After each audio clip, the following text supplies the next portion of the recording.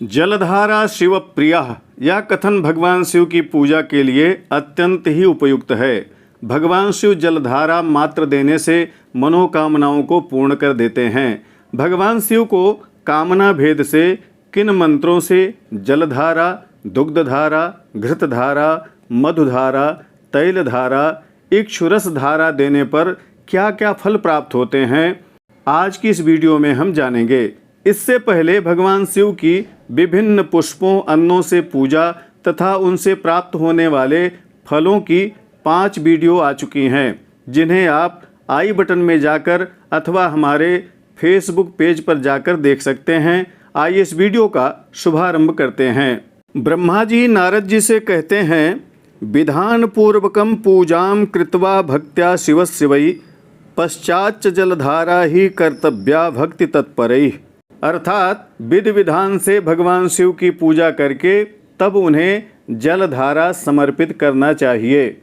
ज्वर प्रलाप शांत्यर्थम जलधारा शुभावः शतरुद्रीय मंत्रेण रुद्रशैकादशेन तु रुद्रजापेन वा तत्र सूक्तेन पौरुषेण वा षडंगेनाथ वा तत्र महामृत्युंजयेन च गायत्र्या वा नमोन्तैश्च नामभिप्रणवादिभिः मंत्रैर्वाथागमोक्तैश्च जलधारादिकं तथा।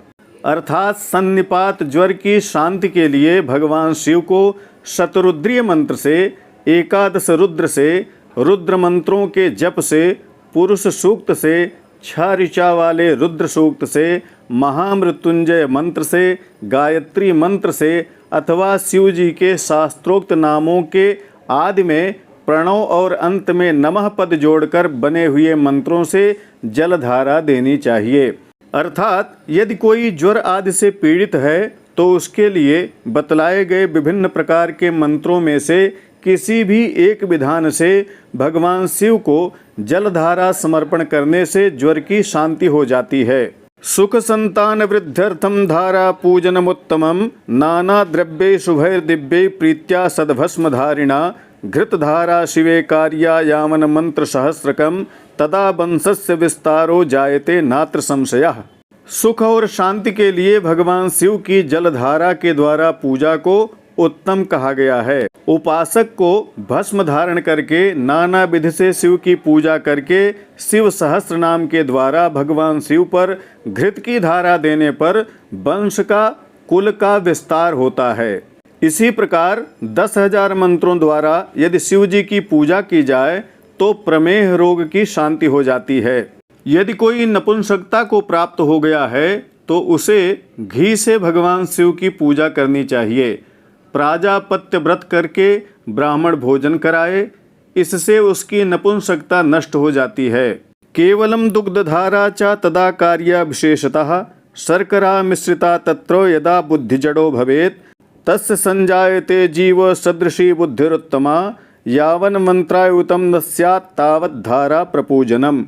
शर्करा मिश्रित दुग्ध की धारा चढ़ाने पर यदि बुद्धि जड़ हो गई हो तो वह भी बृहस्पति के समान उत्तम बुद्धि प्राप्त कर लेता है। इसमें भगवान शिव के 10,000 मंत्रों से दुग्ध धारा देने का विधान बतलाया गया है। यदा चोच्चाटनम देहे जायते कारणम बिना यत्र कुत्रापि वा प्रेम दुःखं च परिवर्धितं स्वगृहे कलहो नित्यं यदा चैव प्रजायते तद्धारायां कृतायां वै सर्वं दुःखं विलीयते। यदि शरीर में अकारण उच्चाटन हो रहा हो, जी उचट जा रहा हो, दुख बढ़ गया हो, कहीं प्रेम न रह गया हो, घर में कलह बढ़ गया हो, तो भगवान शिव को दुग्ध की धारा देने से सारा कष्ट नष्ट हो जाता है। शत्रूणां तापनार्थं वै तैलधारा शिवोपरि कर्तव्या सुप्रयत्नेन कार्यसिद्धिर्ध्रुवं भवेत्। शत्रुओं के शमन के लिए भगवान शिव पर तेल की धारा अर्पण करना चाहिए। इससे निश्चित ही कर्म की सिद्धि होती है। वासिते नैव तैलेन भोग वृद्धि प्रजायते सार्षपे नैव तैलेन शत्रुनाशो भवेत् ध्रुवं मधुना यक्षराजो वै गच्छेच्च शिवपूजनात् धाराक्षेक्षुरसस्यापि सर्वानंद करी शिवे।